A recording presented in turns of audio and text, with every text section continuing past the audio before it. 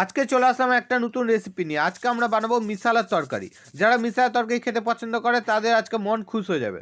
ওর জন্য আমরা এখানে সরষের তেল নিয়ে নিব একবারে ভালো করে বেশি করে, ঠিক আছে। আর এখানে আমরা নিয়ে নিব আলু, বেগুন, ছিম, মূলা, মিষ্টি কুমড়া আর ফুলকপির ডাঁটা, ঠিক আছে। নিয়ে এখানে তেলটাকে আমরা কড়াই চারিদিকে লাগিয়ে দিলাম ভালো করে। আর এখানে বড়ি দিয়ে দিলাম, 6টা বড়ির মতো দিয়ে দিলাম, দিয়ে ভালো করে ভেজে আমরা উঠিয়ে নেবো, ঠিক আছে। তো উঠানোর পর আমরা এর উপরে দিয়ে দেবো সর্ষা, ওই তেলে দিয়ে দিলাম সর্ষা দেওয়ার পর কালো জিরা দেওয়ার পর আমরা ভালো করে এটাকে নাড়িয়ে নেবো। আর তার উপর দিয়ে দেবো আমরা তেজপাতা দেওয়ার পর আমরা দিয়ে দেবো 1 চামচ চিনি দেওয়ার পর একবার ভালো করে এদিক ওদিক যেদিক সেদিক দিয়ে নাড়িয়ে ফুটিয়ে ওর উপর দিয়ে দেবো আমরা 4-5টা লঙ্কা দেওয়ার পর এখানে একটা গামলা নিয়ে নিলাম, তার উপর আমরা সবটি দিয়ে দেবো যা যা এখানে থালায় ছিল। সবটি দিয়ে আমরা শুধু বেগুনটা রেখে দেবো, সবটি দেবো মানে বেগুনটা রেখে বাকি সবটি দিয়ে একবার জল দিয়ে ভালো করে ধুয়ে নেবো। ধোয়ার পর আমরা এখানে কড়াইয়ে ঢেলে দেবো ভালো করে, আর বেগুনটা আবার ওই জলে রেখে দিলাম। তো দিয়ে একবার ভালো করে নাড়িলাম, নাড়াতে কোনো কাঞ্জুসি করলে চলবে না, ভালো মতো নাড়ালাম। তার উপরে দিলাম আমরা গাজর দিয়ে আমরা ভালো করে একবারে নাড়িয়ে নেবো, এদিক ওদিক দিয়ে 2 মিনিট পর্যন্ত নাড়াবো। নাড়ানোর পর আমরা বেগুনগুলো দিয়ে দেবো, বেগুন দিয়ে একবারে ভালো করে আবার নাড়িয়ে নেবো, একবার নাড়িয়ে যেতে হবে, ঠিক আছে। আর নাড়াতে গেলে কমসে কম 1-2 মিনিট ধরেই নাড়াতে হবে। তো এখানে 2 মিনিটের জন্য আমরা ঢেকে দিলাম। 2 মিনিট পর আমরা এটাকে উঠাবো। এবার 2 মিনিট পর উঠানোর পর আবার ভালো করে একবারে নাড়িয়ে নিচ্ছি। নাড়িয়ে নেওয়ার পর এখানে আমরা এবার দিয়ে দেবো লবণ দেওয়ার পর আমরা দিয়ে দেবো এবার এর উপরে হলুদ। এখানে ভালো করে 2 চামচ আমরা হলুদ দিয়ে দিলাম, হলুদ দিয়ে একবার ভালো করে আবার নাড়িয়ে যাবো ভালো করে।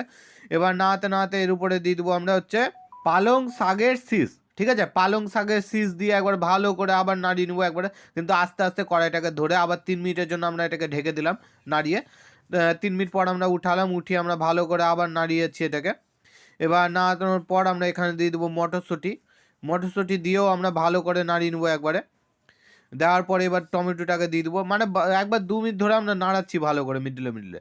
তো নাড়াতে এখানে আমরা সরষাতে যত তেল দেবো তত খেতে ভালো হবে। তা যাই হোক, এখানে আমরা সরষার তেল দিলাম, একটু শুকনা হয়ে গেলো। আর আদাটাকে এভাবে দিয়ে আমরা দিয়ে দিলাম, আদা আমরা বেটে দিলাম, বলতে হলে বাটা না, একটু ঘুষে দিলাম।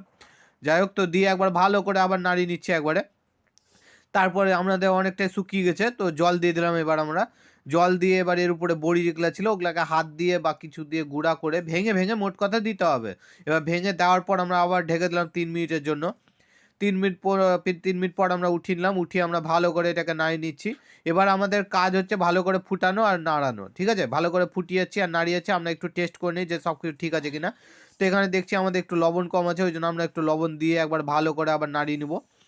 তো নাড়িয়ে নেওয়ার পর এবার আমরা কাজ হচ্ছে ফুটিয়ে যাওয়া আর নাড়িয়ে যাওয়া, ঠিক আছে। তো এখানে ভালো করে ফুটিয়েছি, তোমরা দেখতেই পাচ্ছ। তো এখানে আমাদের অনেকটাই শুকাতে স্টার্ট করে দিয়েছে। তো এখানে দেখতে পাচ্ছ আমাদের একবারে শুকিয়ে গেছে, একবারে না আরেকটু শুকাতে হবে। তো আমরা আরেকটু সরষের তেল দিয়ে দিলাম এখানে। তো তেল দিয়ে একবার ভালো করে নাড়ানোর পর যখন দেখতে পাচ্ছ আমাদের এখানে একবারেই শুকিয়ে গেছে আর জল নাই।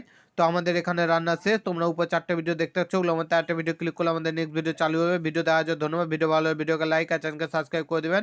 আর এখানে আমাদের ভিডিও শেষ হয়ে গেছে। আর যদি ভিডিও বেশি ভালো লাগে থাকে সাবস্ক্রাইব পাশে বেল আইকন দেখতে পাচ্ছ, ওটাকে চিপে দেবেন। চিপে দিলে আমাদের নতুন ভিডিও তোমাদের কাছে তাড়াতাড়ি ঝটাপট পাটাপাট চলে যাবে।